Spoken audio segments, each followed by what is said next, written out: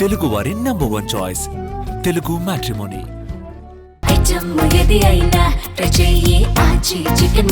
ఆచి చికెన్ మసాలా. నమస్తే. ప్రస్తుతం ఆంధ్రప్రదేశ్లో చాలా రకాలైన అంశాలు చర్చకి వస్తూ ఉన్నాయి. ఇందులో ప్రధానంగా మొన్న జగన్మోహన్ రెడ్డి ఏదైతే ఈ రాజధానికి సంబంధించిన దాంట్లో అంటే ఇంకా 3 సంవత్సరాలు ఉండగానే ఎన్నికల గురించి మాట్లాడతాం, దాని రెఫరెండం ఇదే మావిగన్ వర్సెస్ అమరావతి అని చెప్పేసి మాట్లాడతాం. తాజాగా నిన్న విజయవాడ అక్కడికి వచ్చినప్పుడు మనం విజయవాడలో ఉన్నాం, ఇదే కదా క్యాపిటల్ అని చెప్పేసి అంటాం. సో ఇట్లా అంత గందరగోళ వాతావరణం. మరో ప్రక్కన చూస్తేనేమో అనేక రకాల సమావేశాలు నిర్వహించారు. అంటే సమావేశాలు నిర్వహించిన తర్వాత దళిత క్రిస్టియన్లు అది ఇది అని చెప్పేసి మరలా తీరా అక్కడ చూస్తే వాళ్ళకి సంబంధించిన ఆడియో లీకులు బయటకు వస్తున్నాయి. అంటే ప్రభుత్వం పైన ఏ రకమైన కుట్రలు జరుగుతున్నాయి ఏంటి అనే దానికి నిదర్శనం. ఓ ప్రక్కన చూస్తే ముఖ్యమంత్రి చంద్రబాబు నాయుడు గారేమో పెట్టుబడులు అలాగే డెవలప్మెంట్ యాక్టివిటీస్ అనుకుంటే ఈరోజు కడపలోని స్టీల్ ప్లాంట్కి సంబంధించి కూడా ప్రారంభోత్సవ కార్యక్రమం. సో అసలు ఏం జరుగుతుంది రాష్ట్రంలో?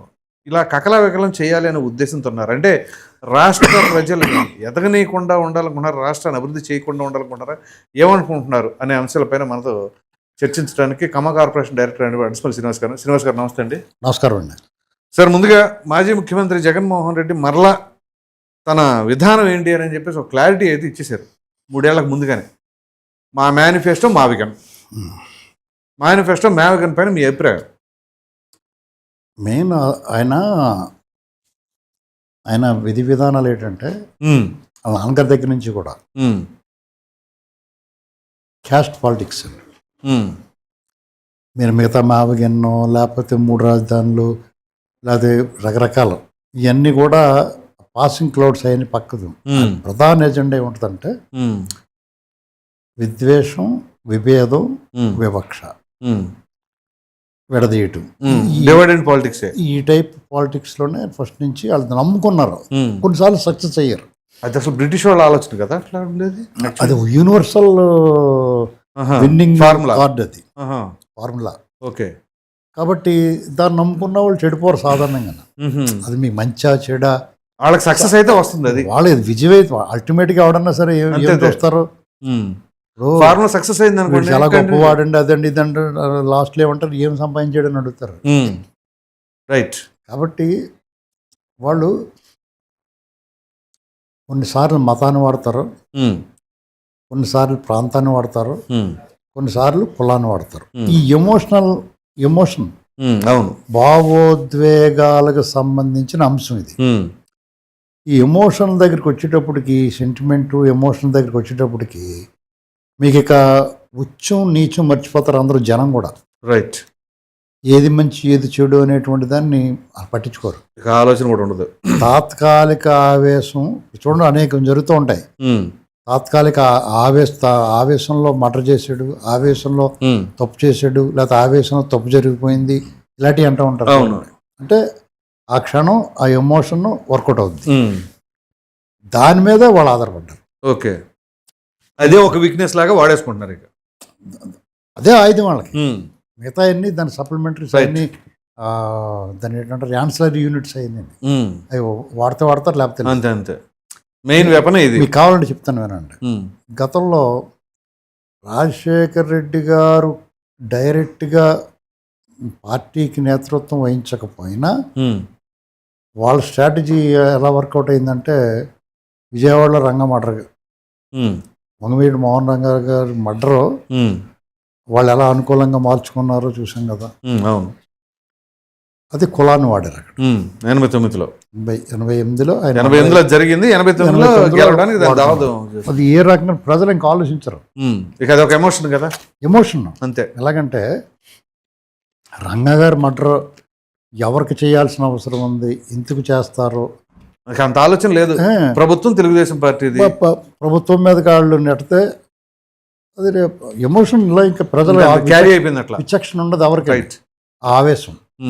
తర్వాత మరి మామూలుగా ఆవేశం మర్డర్ గురించి ఆలోచిస్తాం, ఆ మర్డర్ తర్వాత జరిగిన అనేక మర్డర్లో అనేక దోపిడీలు దుర్మార్గాల గురించి కూడా ఆలోచించాలి కదా. అవును.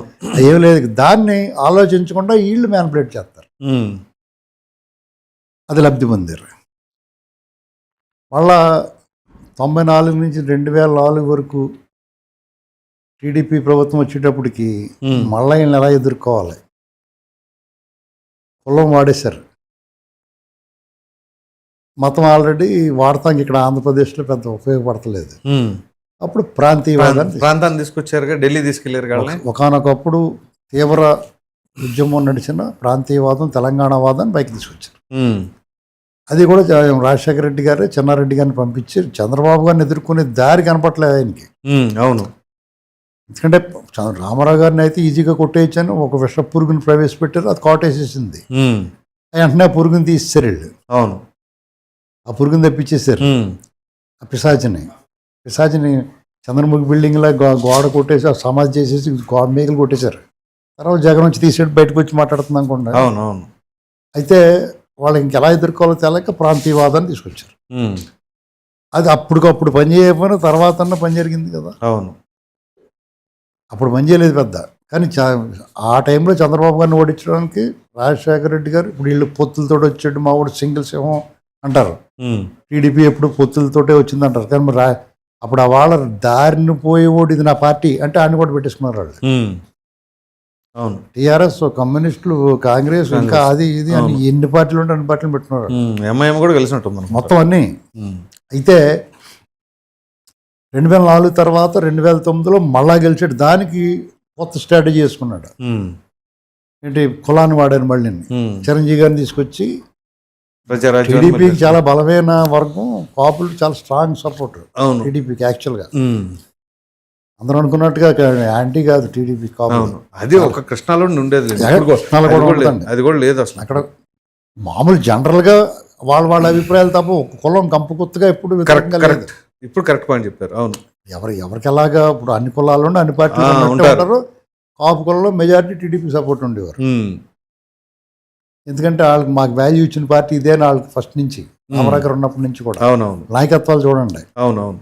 అయితే ఇక్కడ ఏమైందంటే అప్పుడు అది కూడా కొంత పని జరిగింది. చిరంజీవి గారి పార్టీ పెట్టడం అది ఈ రెండు పార్టీలకు నష్టమే. ఎవరికి, కాంగ్రెస్కి టీడీపీకి రెండాటికి నష్టం వచ్చింది. ఎక్కువ నష్టం టీడీపీ జరిగింది. నాయకత్వం వెళ్ళిపోవడం వల్ల ఓట్ల పరంగా కాదు, ఓట్ల పరంగా కాదు, నాయకత్వం దెబ్బ కొట్టేసింది టీడీపీకి. ఓకే, మీకు కోస్తాలో నాయకులను లాగేశారు. ఓకే, కొన్ని చోట్ల ఓట్లు లాగారు, కొన్ని చోట్ల ఓట్లు పోయినాయి, కొన్ని చోట్ల నాయకులు పోయారు. ఓకే, దానివల్ల మైనస్ అయింది టీడీపీ. కావాలంటే చూసుకుంటారు పెద్ద పెద్ద లీడర్స్, కళా వెంకటరావు గారు, కోటగిరి విద్యాధరరావు గారు, ఇలాంటి తమ్మినేని సీతారాం, ఇలాంటి మంచి మంచి లీడర్ చాలా పెద్ద. తెలంగాణ నుంచేమో దేవేంద్ర గౌడ్, ఇలాంటి వాళ్ళు, పెద్దిరెడ్డి, ఇలాంటి వాళ్ళు అందరూ మంచి లీడర్స్. వాళ్ళందరూ గెలవాల్సిన వాళ్ళు. అవునవును, కరెక్ట్గా అక్కడ రాంగ్ స్టెప్ వేసి ఓడిపోయారు వాళ్ళు. అవును, ఆయన ఎవరో మన కాపు కార్పొరేషన్ చైర్మన్ చేస్తున్నాడు ఇప్పుడు, కొత్తపల్లి సుబ్బారాయుడు, ఇలాంటి వాళ్ళు, తోట తిమ్మతులు, ఇలాంటి వాళ్ళంతా. అవును, వంగవీడి రాధా కూడా వచ్చాడు కదా, వంగవీడి రాధా, ఇలాగనమాట. దాంతో ఇది సాల్వ్ అన్నట్టుగానే లోక్ సత్తా జయప్రకాష్ నారాయణ గారు. అవును, టీడీపీకి డైరెక్ట్ దెబ్బది.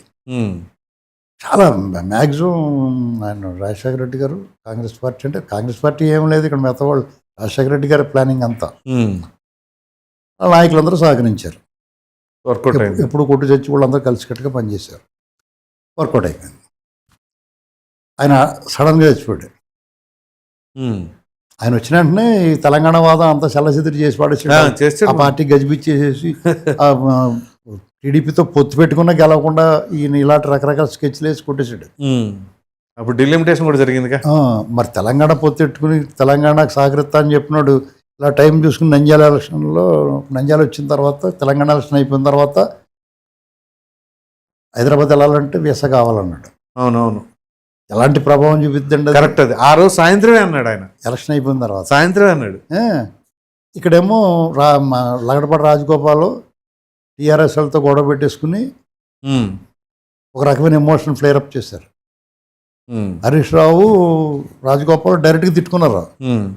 ఆ ప్రణబ్ ముఖర్జీ వచ్చినప్పుడు నిజామాబాద్ ట్రైసైకిల్స్ అయి పంచిపెట్టిన టైంలో. అవును, అది ఎలాంటి ఎమోషన్ చూపిస్తుంది. అవును, ఖచ్చితంగా. కరెక్ట్గా ఆంధ్రాలో ఈ టీడీపీ ఎప్పుడైతే టీఆర్ఎస్తో పొత్తు పెట్టుకుందో అక్కడ ప్రభావం చూపించింది. విచిత్రం ఏంటంటే టీఆర్ఎస్ సంబంధించిన వాళ్ళు చంద్రబాబు గారిని తిడతారు కానీ వాళ్ళు పూర్తి వ్యతిరేకంగా పార్టీని చల్లా చెదిరి చేద్దాం అనుకున్న రాజశేఖర రెడ్డి గారిని కానీ వాళ్ళ అబ్బాయి విపరీతమైన స్నేహం చేస్తారు బ్రహ్మాండంగా. అనమాట. రాజకీయాలు విచిత్రాలు అలా ఉంటాయి. ఈ ఎమోషన్ అంటే అది ఎమోషన్ అలాంటి అప్పటికప్పుడు ప్రభావం చూపిస్తాయంటే అది అయిపోయిన తర్వాత మళ్ళా టీఆర్ఎస్ కేసీఆర్ గారు అవసరం అయ్యారు వాళ్ళకి. ఆయన ఇంట్లో పడుకున్నాడు, కోపం నుంచి వెళ్ళిపోయి ఎవరితో మాట్లాడుకున్నాను. నాకు 50 సీట్లు పోటీ చేస్తే 9 మంది నెగ్గిస్తారు, నాకు పట్టుకొని 10 సీట్లు కూడా నెగ్గలేదు రాజేంద్ర అన్నాడు కదా ఆయన. టీడీపీ ఏమో 39-40 నెగ్గేసింది, 45 సీట్లు పోటీ చేస్తే. అదే 40 సీట్లు ఈయన పోటీ, 50 సీట్లు ఈయన పోటీ చేస్తే 10 సీట్లు కూడా నెగ్గలేదండి.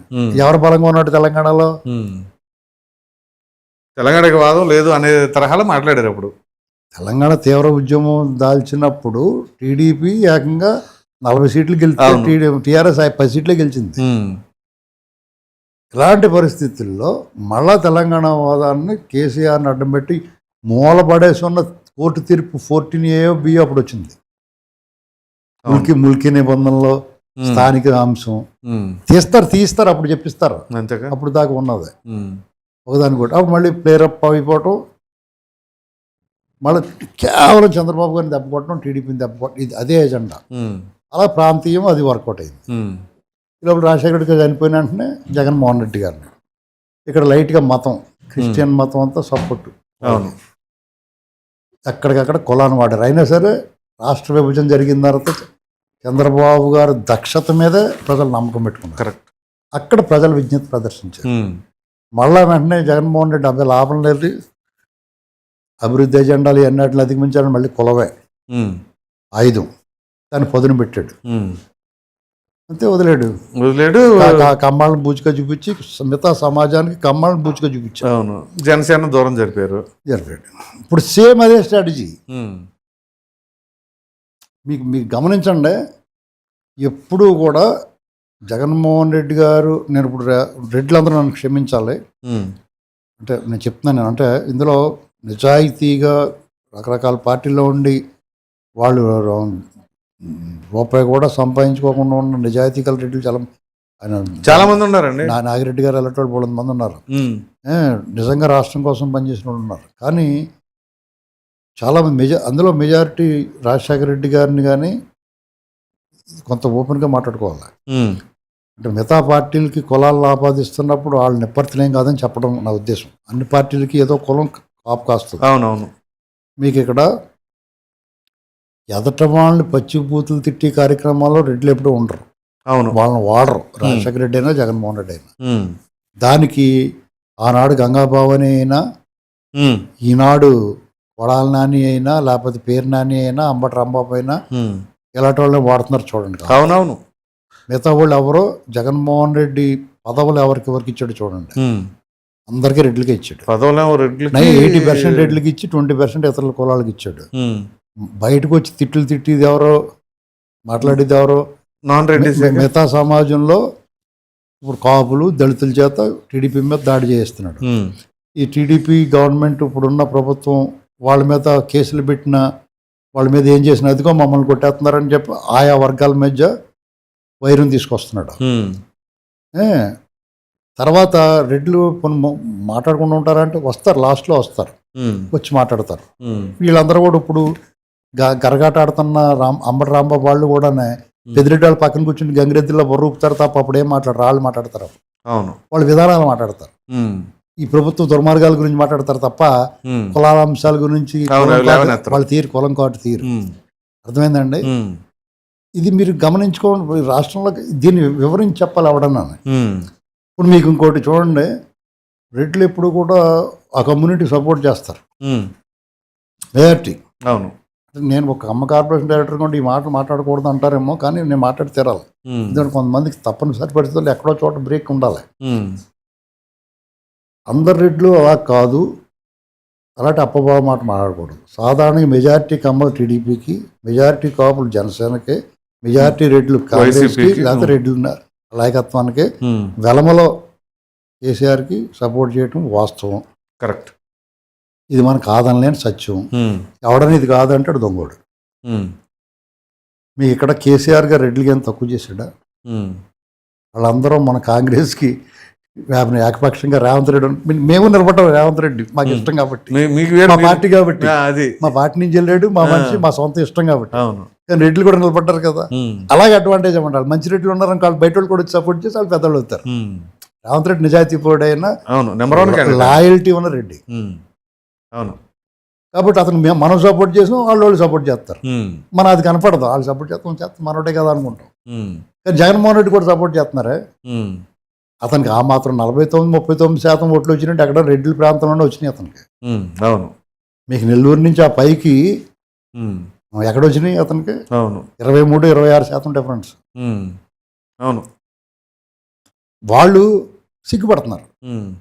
ఇతను చిచ్చి మనకి ఇలా చేస్తున్నాడు, మన పరువు పోతుంది, మన రాజ్యాధికారం కోరుకోవడం తప్పులేదు. వాళ్ళ చేతిలోంచి బయటకు పోతున్నప్పుడు అయ్యో మన చేతిలోంచి పోతుంది అనుకుంటే పోవడానికి కారణాలు ఏంటనేది అది కూడా తప్పులేదు. కానీ ఇటువంటి నీచుడిని వాళ్ళ నాయకుడిగా వాళ్ళు ఉండకుండా ఇంకోటి తయారవ్వాలని కోరుకుంటాను నేను. ఇప్పుడు కిరణ్ కుమార్ రెడ్డి గారు ఉన్నాడు, వాళ్ళ తమ్ముడు ఉన్నాడు, చాలా మంది ఉన్నారు, కిరణ్ కుమార్ రెడ్డి గారు ఉన్నాడు, లేకపోతే ఆఖరికి పెద్దిరెడ్డి కూడా నయమే జగన్ మీద. ఇప్పుడు జవాహర్ రెడ్డి గారు బ్రదర్ అయిన ప్రభాకర్ రెడ్డి గారు ఉన్నాడు, అనేక మంది ఉన్నారు, 300 మంది ఉన్నారు. ఇప్పుడు రుక్మాంధ్ర రెడ్డి గారు ఇప్పుడు రాయలసీమ అంతా వాళ్ళే కదా, ఆ పార్టీ పార్టీలో కూడా ఉన్నారు కదా, ఏ పార్టీలో అయినా ఇప్పుడు అంటే మీకు ఇక్కడ ఏమవుతుందంటే హార్డ్కోర్ టీడీపీ నాయకుడి ఇంట్లో కూడా రాజశేఖర రెడ్డి బొమ్మ ఉంటుంది. వ్యక్తిగతంగా మాకు ఇష్టం అంటారు, లేదంటే అవసరమైతే అటే పని చేస్తారు. టీడీపీ ఏమో గతి లేక వాళ్ళకే వాళ్ళు. నేను అనేది ఏంటంటే అలాంటి చోట మంచి బీసీ నాయకుడికి ఇవ్వచ్చు కదా, అలా ఇంద్రవరావు గారు ఇచ్చాడు. అవును, అక్కడ ఆధిపత్యాన్ని గండి కొట్టాడు ఆయన. రెడ్డికి కూడా ఇచ్చాడు. బాంబుల శివారెడ్డి గారు, బిజువేముల వీరారెడ్డి గారు, ఇలాంటి వాళ్ళందరూ టీడీపీలో కూడా, ధర్మవరం జి నాగిరెడ్డి గారు సాత్వికులు, పద్ధతి అయిన వాళ్ళ చేత యుద్ధం చేయించాడు రామారావు గారు. సో ఇప్పుడు ఈ మావిగన్ అనే పదం తీసుకొచ్చి చెప్పేదండి. ఇప్పుడు అసలు అక్కడ విషయం కావాలి. ఈ మావిగన్ను లాంటి ఎన్ని పిచ్చి మాటలన్నీ కూడా ఒక సంవత్సరం పాటు ఇలాగా అమరావతి డెవలప్మెంట్ గురించి మనం మాట్లాడుకోకుండా కేవలం మావిగన్ గురించి మాట్లాడుకుంటాం. కాలక్షేపం టాపిక్ అనేటువంటి దాని చుట్టూ కేంద్రీకృతం అయ్యేలాగా అతని ప్లాన్ అంతే. ఆ పిచ్చి మాటలను అతనికి తెలుసు, వాళ్ళ పార్టీ వాళ్ళు తెలుసు. దీర్రా బాబు పిచ్చి వచ్చిందని అనుకుంటున్నారు వాళ్ళందరూ. ఆయనకి తెలీదా? ఆయనకి తెలుసు. ఇక 3వ సంవత్సరం పూర్తి అయ్యేటప్పుడు దిగుతారు కొండ మీద, అన్నవరం కొండ మీద కోతుల్లోకి ఒక్కొక్కడు దిగుతారు. ఇప్పుడు వరకు సైలెంట్గా ఉన్నవాళ్ళు అప్పుడు వాళ్ళు మాట్లాడుతూ మొదలెడతారు. అప్పుడు ఈ ప్రభుత్వంతో నుంచి చిన్న తప్పు దొరికితే, లేదనుకున్న వాళ్ళు అలా సైలెంట్గా ఉంటారు. ఇంకా ఇప్పటికే చాలా మంది అవధారాలు చూసుకుంటున్నారు, వీటిని పట్టుకుంటూ అనవసరం అనుకుంటున్నారు. ఎంత ప్రయత్నం చేసినా ఏదో ప్రయత్నం అయితే చేస్తారు, ఎంత ప్రయత్నం చేసినా ఫలించదు. అయినా సరే జగన్మోహన్ రెడ్డి ఏదో ప్రయత్నం చేస్తాడు. ఆయనకున్న ఆధారం, ఆయుధం, కులం ఒకటే, మతం వాడేయడం కూడా దెబ్బైపోతాడు. ఎందుకంటే హిందువులంతా కన్సల్టేట్ అయిపోయారంటే అవుట్. కాబట్టి అతను మతాన్ని వాడడానికి సాహసం చేయడు. ఇక ఏదన్నా ఉంటే కులాన్ని వాడతాడు. అది అవుట్డేటెడ్ అయిపోయింది. ఆ కులాన్ని వాడి విశ్వప్రయత్నం చేస్తున్నాడు. పాతకాలపు రాజధాని ఐడియాలు కదా, ఐడియాలు అయినా సరే ఒకసారి పాతదైనా సరే ఇంకా వేరే ఆయుధం లేదు, ఆల్రెడీ అది వర్కౌట్ అయ్యింది. ఓకే, అది ఒక ఎమోషన్ కదా. అవును సార్, ప్రతి ఓడికి కూడా అదొక ఎమోషన్ అయిపోయింది కదా. ఇప్పుడు ప్రతి అంశంలోనూ కులం కులం కులం కులం కులం తీసుకొచ్చేస్తున్నాం. ఇదివరకు అప్పుడు ఎవరన్నా ఒక తప్పుడు మాట మాట్లాడడానికి అటు తప్పుడు ఎదమంటున్నారు, తప్పు ఇప్పుడు వెంటనే ఆడు కులం ఏంటి చూస్తున్నారు. అందుకనే కదా మా ఊళ్ళో అలాగంటారు. పవన్ కళ్యాణ్ బ్రహ్మాండంగా మాట్లాడాడు. పవన్ కళ్యాణ్ గారు మన ప్రెస్ మీట్లో ఎక్స్ట్రాడినరీ స్పీచ్, అది ఎక్సలెంట్ స్పీచ్. అసలు నేను ఊహించలే పవన్ కళ్యాణ్ గారిలో ఇంత విజ్ఞత, ఇంత పరిణితి, ఈ రకమైన అవగాహన కలిగిన రాజకీయాన్ని నేను ఊహించలేదు. లెజెండరీ పొలిటీషియన్ అనిపించుకుంటున్నాడు ఆయన. నిజంగా చంద్రబాబు నాయుడు గారి సాంగత్యం ఆయనకి డెఫినెట్గా అలా వాడుకోవాలా, రాజకీయ అనుభవాన్ని లాగాల. ఒక పెద్ద మనిషితో, ఒక సాఫ్ట్ నేచర్ ఉన్న రాజకీయ నాయకుడు, కొంచెం తెలివైన అనుకున్న వాడితో స్నేహం చేయటం అన్న వల్ల దాన్ని చూసి నేర్చుకుని తను ఎదగటం అనేటువంటిది గొప్పతనం. రైట్, అది పవన్ కళ్యాణ్ అది చేస్తున్నాడు. డెఫినెట్గా ఆయన ఏదో రోజు ఆయన అనుకున్న లక్ష్యాన్ని చేరుకుంటాడు. మీ అందరి కోరికను నెరవేరదు, ఖచ్చితంగా వాళ్ళ కోరిక నెరవేరద్దు. ఒకనాడు శిఖరము చేరు ఆపై నింగిని కోరు అన్నట్టుగా డెఫినెట్గా జరగవచ్చు. రైట్, ఎందుకంటే నీలో అభ్యంతరం ఎందుకు ఉండాలి? అవును, నీలో ఒక మంచి మాట, నువ్వు పద్ధతిగా మాట్లాడుతున్నావు, ప్రజలందరూ కలిసి ఉండాలంటున్నావు, విద్వేషాలు వద్దంటున్నావు. అవును.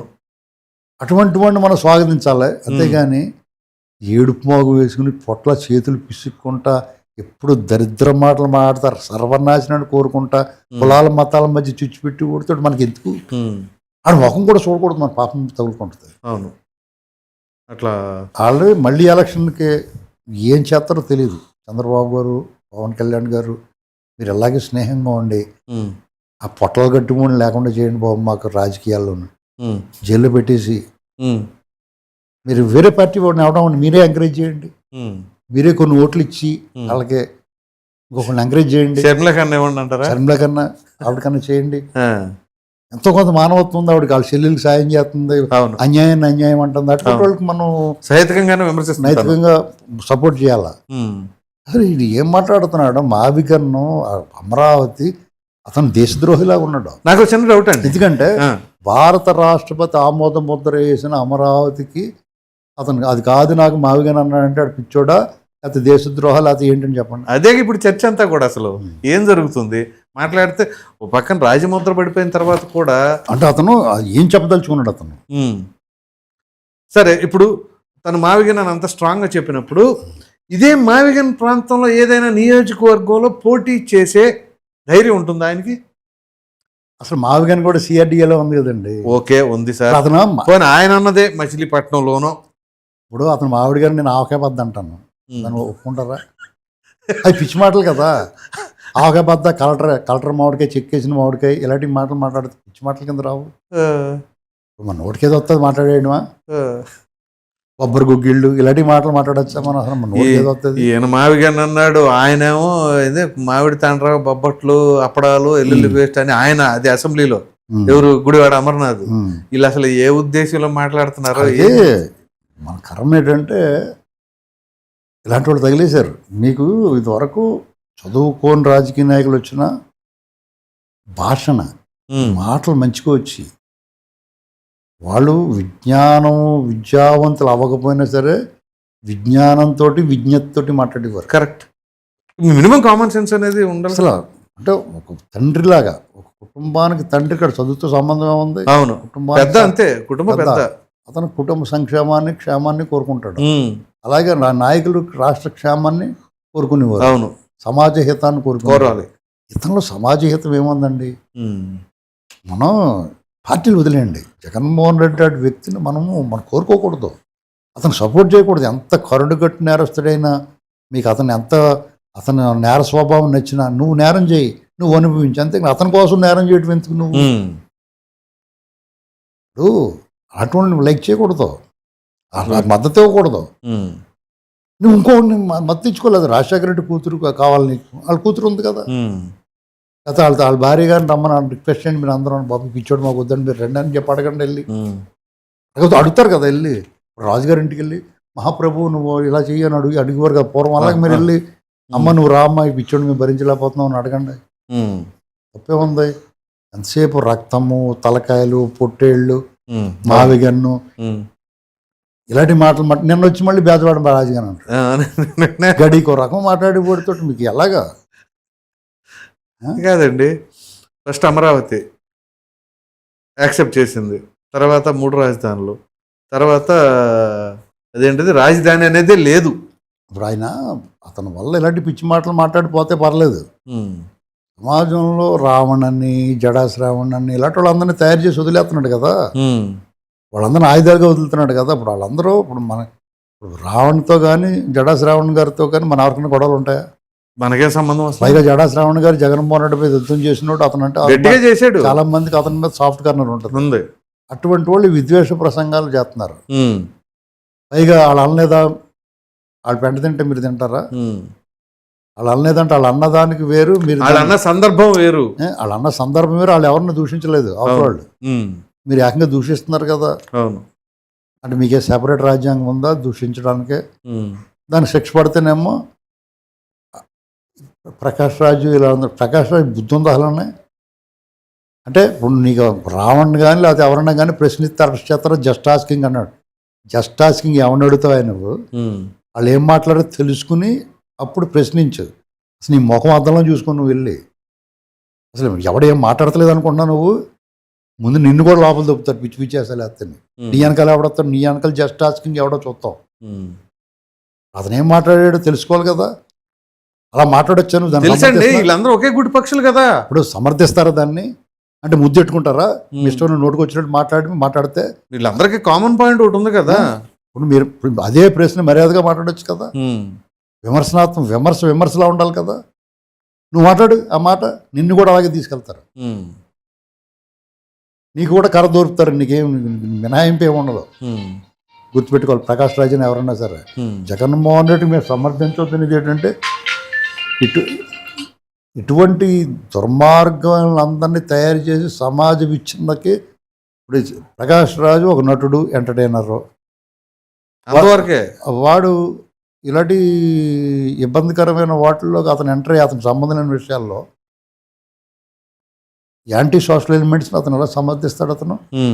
అతను కూడా అదే కదా. అతను కూడా అలాగే అనుకోవాలి కదా.